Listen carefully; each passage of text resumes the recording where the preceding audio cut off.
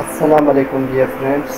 Last video में असां पढ़ियो हुयोसीं अकाउंटिंग इक्वेशन के कॉन्सेप्ट के बारे में। अॼु असां हलूं था न्यूमेरिकल पोर्शन की तरफ। न्यूमेरिकल पोर्शन में असां अकाउंटिंग इक्वेशन जो एक प्रॉब्लम सॉल्व कंदासीं। क्वेश्चन नंबर 1 आहे जेको चए थो अली हैड स्टार्ट हिज shop during the first month following event हैड बीन टेक प्लेस।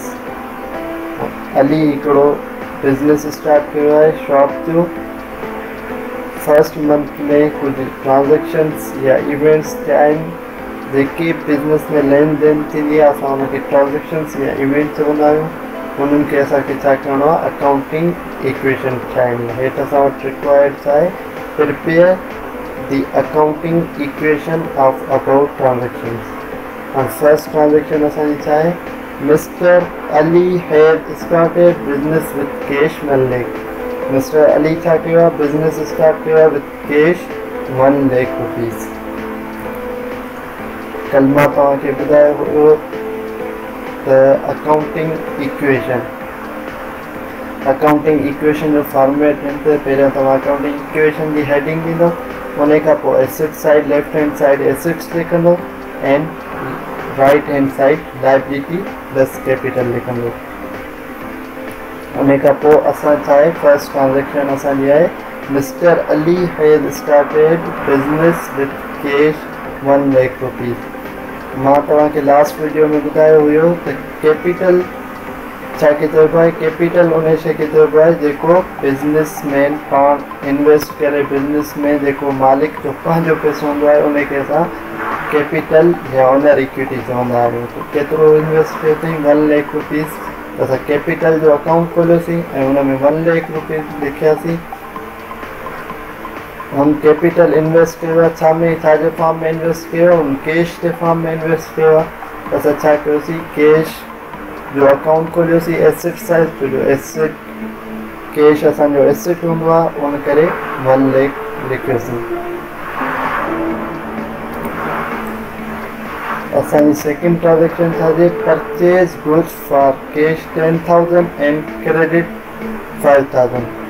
क्रेडिट जेको वर्ड आहे उहो यूज़ थींदो आहे कर्ज़ जे लाइ, कर्ज़ ॾियण या वठणु। मां तव्हांखे लाइबिलिटी जे बारे में ॿुधायो, लाइबिलिटी छा हूंदी आहे, बिज़नेस जी एप्लीकेशन्स हूंदी आहे। इन करे हिते छा थो करे, अली छा थो करे, परचेज गुड्स पर 10,000 रुपयनि जा हू कैश ते थो परचेज करे ऐं 5,000 रुपयनि जा हू क्रेडिट ते थो परचेज करे। गुड्स उन शइ खे चइबो आहे जेको बिज़नेस में को सामान विकिरो कबो आहे, उन शइ खे गुड्स या स्टॉक कबो आहे। हिन ट्रांजेक्शन खे असां कीअं रिकॉर्ड कंदासीं, असां जेको आहे एट द टाइम हींअर जॾहिं गुड्स वठणु वियासीं, को स्टॉक वठणु वियासीं कंहिं वॾे बिज़नेसमैन जेको होलसेल ते सामान ॾींदा आहिनि, जेके होलसेलर हूंदा आहिनि, ठीकु आहे, उनखे असां छा कयोसीं, फ़िलहालु असांखे 15,000 जो सामान ॾियो। त हिन टाइम असां तव्हांखे छा पे कंदासीं, सिर्फ़ु 10,000 पे कंदासीं ऐं 5,000 असां तव्हांखे फ्यूचर में 5,000 तव्हांखे असां फ्यूचर में पे कंदासीं। त असांजी कैश केतिरी घटि थींदी बिज़नेस मां, 10,000। ऐं असांजी लाइबिलिटी इंक्रीज़ थी, असांजो कर्ज़ो केतिरो वधियो, 5,000। 10,000 ऐं 5,000 टोटल असां गुड्स अची विया 15,000 जा। असां एसेट साइड ॿियो एसेट जो अकाउंट खोलींदासीं, गुड्स जंहिंजो नालो गुड्स हूंदो, उन जे अकाउंट में छा असां इंटर कंदासीं 15,000 रुपया ऐं असां कैश मां 10,000 माइनस कंदासीं। असां वटि बाक़ी कैश बैलेंस केतिरो बचंदो, 90,000। लख मां 10,000 माइनस कंदासीं, असां वटि 90,000 बचो। ऐं हीअ जेके 5,000 आहिनि, असां राइट हैंड साइड लाइबिलिटी जो अकाउंट क्रिएट कंदासीं ऐं हुन में असां 5,000 एड कंदासीं। असांजो लाइबिलिटी साइड छा, असांजी असांजे कर्ज़ केतिरो वधी वियो, 5,000 जो। हिते ॾिसो, अकाउंटिंग इक्वेशन जो मक़सदु हूंदो आहे लेफ्ट हैंड साइड इक्वल हुजे राइट हैंड साइड जे, एसेट्स इक्वल हूंदा छाजे, लाइबिलिटी प्लस कैपिटल जे। हिते बि असां ॾिसूं त असांजी इक्वेशन छा आहे, बैलेंस आहे 90,000 90,000 ऐं 15,000, ठीकु आहे, 5,000 ऐं 1 लख। तव्हांखे ॿिन्ही जो बैलेंस छा मिलंदो, सेम मिलंदो। अचो हलूं था थर्ड ट्रांजेक्शन जी तरफ़। थर्ड ट्रांजेक्शन आहे सैलरीज पेड 2,000। छा थो करे, सैलरी पेड 2,000। ज़ाहिर आहे बिज़नेस में को हिकिड़ो माण्हू वरितो उनखे वर्कर रखियो आहे पंहिंजी हेल्प जे लाइ या हेल्पर रखियो आहे उनखे छा कयो आहे सैलरीज़ पे कयो आहे। लास्ट वीडियो में असां एसेट लाइबिलिटी ऐं कैपिटल जे बारे में पढ़ियोसीं पर बिज़नेस में ॿ शयूं ॿियूं बि हूंदियूं आहिनि।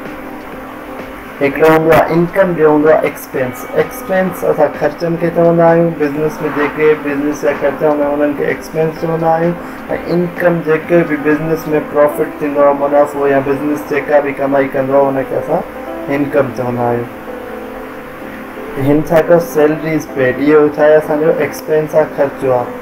ऐं जॾहिं बि असांजो एक्सपेंस थींदो आहे उहो एक्सपेंस कैश में थींदो आहे। असां कैश अगरि हुनजो एक्सपेंस कंदा आहियूं उहो कैश मां बि माइनस थींदो आहे, कैपिटल मां बि माइनस थींदो आहे। छो जो कैश हींअर असांजी वञे थी ऐं उनजे बदिले में असांजे बिज़नेस में का शइ नथी थिए त उन शइ खे असां कैश मां बि माइनस कंदासीं ऐं कैपिटल मां बि माइनस कंदासीं। इहो इन करे त असां वटि अकाउंटिंग जो ड्यूअल एंट्री कॉन्सेप्ट हूंदो आहे। उन कॉन्सेप्ट में इहो हूंदो आहे हर अकाउंटिंग जी जेका ट्रांजेक्शन थींदी आहे उनजा ॿ इफेक्ट पवंदा आहिनि, उनजा ॿिनि अकाउंटनि ते इफेक्ट पवंदा आहिनि। त इन करे असां छा कंदासीं कैश मां 2000 माइनस कंदासीं ऐं कैपिटल मां 2000 माइनस कंदासीं।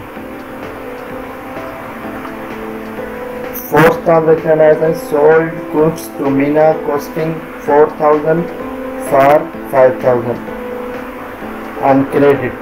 हिन छा कयो गुड्स जेको असांजो स्टॉक आहे गुड्स हाणे सोल्ड कयो माना बिज़नेस में सेल थी आहे, इट मीन्स इनकम थी आहे। हाणे सेल कया त sir goods costing 4000 for 5000 on credit. मां चयो क्रेडिट जेको वर्ड आहे कर्ज़ लाइ यूज़ कंदा, हींअर असां छा कयो आहे सेल कई आहे पर छा ते कई आहे क्रेडिट ते। एट द टाइम हींअर असांखे पैसा नथा मिलनि, असांखे इहे पैसा केॾा मिलंदा फ्यूचर में मिलंदा। हाणे जेके असां वटि गुड्स केतिरा हुया 15000 जा हुया और असां सोल्ड उन्हनि मां केतिरा कया 4000 जा, मीन्स असां वटि रिमेनिंग केतिरा बचा 11000 जा। ठीकु आहे, पर इन फ्यूचर छा थींदो उहे 4000 जा जेके गुड्स आहिनि असां सोल्ड केतिरे में कया आहिनि 5000 में। इट मीन्स जेको 1000 रुपया उहो छा आहे बिज़नेस जो प्रॉफिट आहे। छो जो इहा जेको जेके सेल कयूं था उनखे त न आहे ख़बर हिन जी कॉस्ट 4000 आहे, पर बिज़नेसमैन खे ओनर खे ख़बर हूंदी इन जी कॉस्ट छा आहे 4000 आहे। तंहिं करे हू जेका बैलेंस कंदो अकाउंटिंग जो एक्यूरेट एज़ इट इज़ ईअं कंदो जेतिरी हुनजी क़ीमत हूंदी उहो गुड्स मां ओतिरा माइनस कंदो ऐं बाक़ी जेको 1000 आहे उहो छा कंदो पंहिंजे प्रॉफिट में एड कंदो। अचो त इन एंट्री खे कीअं असां इक्वेशन में रखंदासीं। असां छा कंदासीं पहिरियां गुड्स मां माइनस कंदासीं 4000, असां वटि बैलेंस केतिरो ईंदो 11000। हाणे असां न्यू हिकिड़ो अकाउंट क्रिएट कंदासीं जंहिंजो नालो ॾींदासीं अकाउंट रिसीवेबल। इहो बि बिज़नेस जो एसेट्स हूंदो आहे, इनखे असांखे छा करिणो हूंदो आहे असांखे फ्यूचर में इन मां पैसा रिसीव थींदा। हाणे उन में असां छा कयोसीं 5000 रखियोसीं।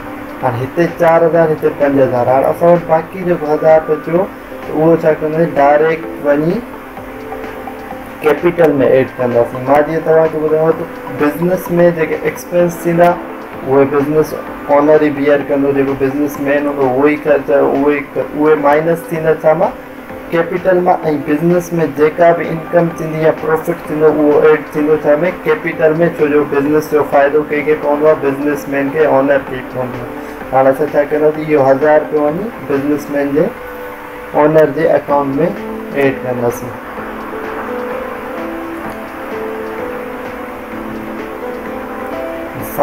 फिफ्थ ट्रांजेक्शन असांखे छा थी थिए त purchase furniture from MS Ravi on cash 10000। हाणे छा कयोसीं परचेज कयोसीं फर्नीचर ऑन कैश। कैश ते फर्नीचर जो सिंपल ट्रांजेक्शन आहे। छा कंदासीं असां asset side new account create कंदासीं जंहिंजो नालो फर्नीचर रखंदासीं। असां वटि 10000 जो फर्नीचर आयो, हुनजे बदिले असां कैश ॾिनी, कैश मां 10000 माइनस कंदासीं। असां वटि जेको बैलेंस बचंदो न्यू बैलेंस ही बचंदो 78,000 11,000 5,000 10,000 5,000 and 99,000। सिक्स्थ असांजी target paid to the creditor 2000। हाणे असांखे ख़बर आहे असां बिज़नेस में कंहिंखां कर्ज़ु वरितो ईअं हुयोसीं जो असां 15,000 जो सामान खणी आयासीं असां उनखे 10,000 करे ॾियासीं। असां सोचियोसीं बिज़नेस थोरो अॻिते हले थो, स्टार्टअप थी वियो आहे, असां पंहिंजो कुझु कर्ज़ो घटाए छॾियो। असां छा कयोसीं 10,000 रुपया वरी असां पे कयासीं जेका असांजी लाइबिलिटी आहे उनजा। त असां वटि जी लाइबिलिटी केतिरी, असांजो कर्ज़ु केतिरो 5,000, असां हुन में 10,000 पे कयासीं त असां छा थिया, असां वटि बैलेंस बाक़ी असांजो कर्ज़ो घणो बचियो 3,000। असां हिन 5,000 मां माइनस कयासीं 10,000, असां वटि बाक़ी बचा 3,000। ऐं असां छा पे कयोसीं कैश, ज़ाहिर आहे कर्ज़ु कंहिंखे पे कंदासीं कैश मां पे कंदासीं, असां कैश मां सिंपली 10,000 माइनस करे छॾियासीं।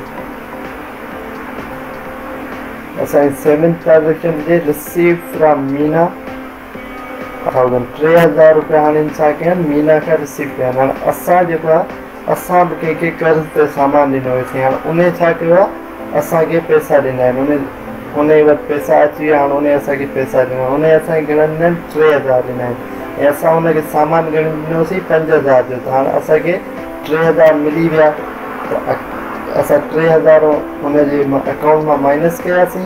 बाक़ी असांखे फ्यूचर में अञा घणा पे कंदो 10,000 पे कंदो। ऐं असांजो इहो छा में अची वियो कैश फॉर्म में अची वियो, असां वटि कैश फॉर्म में अची वियो त असां हुनखे कैश में एड कंदासीं। असांजी इक्वेशन जो हाणे लास्ट में बैलेंस छा थियो 79,000, 11,000, 2,000 ऐं 10,000।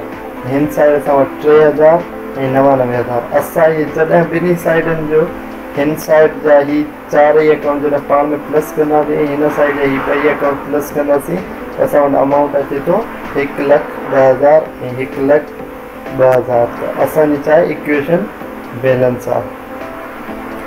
ही जेका साइड में आहे ही छा आहे असां इंफॉर्मेशन ॾेई जेका बि असांजो ट्रांजेक्शन आहे हुनजी असां इंफॉर्मेशन अली स्टार्टेड बिज़नेस वो purchase goods on cash and credit असां ठीकु आहे। ही छा आहे इंफॉर्मेशन जो हिकिड़ो पोर्शन आहे, त असां हिन ते इंफॉर्मेशन ॾींदा था अचूं जीअं असांखे ख़बर पए थी एंट्री ही ट्रांजेक्शन छाजी थी आहे। इन करे साइड में असां इंफॉर्मेशन रखी आहे जीअं सम्झ में अचे थी एंट्री छाजी आहे ऐं हीअ एंट्री छाजी थी आहे।